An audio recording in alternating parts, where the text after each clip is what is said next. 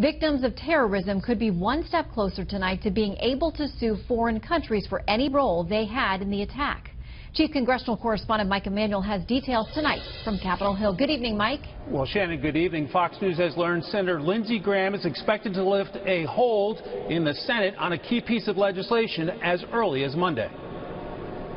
Graham met this afternoon with 3 widows from the 9/11 attack. The women talked about how difficult it has been getting answers over the past almost 15 years and made the case if they could sue Saudi Arabia, that might help them find out what led up to their husbands dying that day.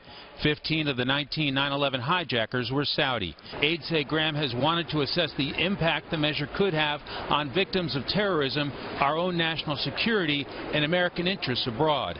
After the meeting, we spoke with the women about their message to Graham. If Saudi Arabia funded those attacks that decimated Lower Manhattan and killed 3,000 people, it would mean justice finally for our loved ones that died that day. It's about making our nation safer.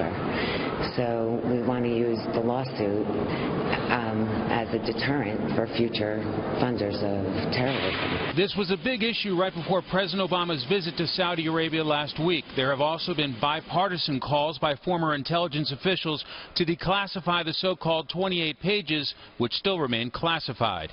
It's believed it could reveal that the 9/11 hijackers had support from the government, wealthy people, and charities in Saudi Arabia.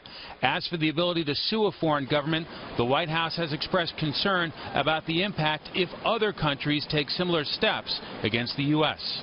The whole notion of sovereign immunity is at stake, and it is one that has more significant consequences for the United States than any other country.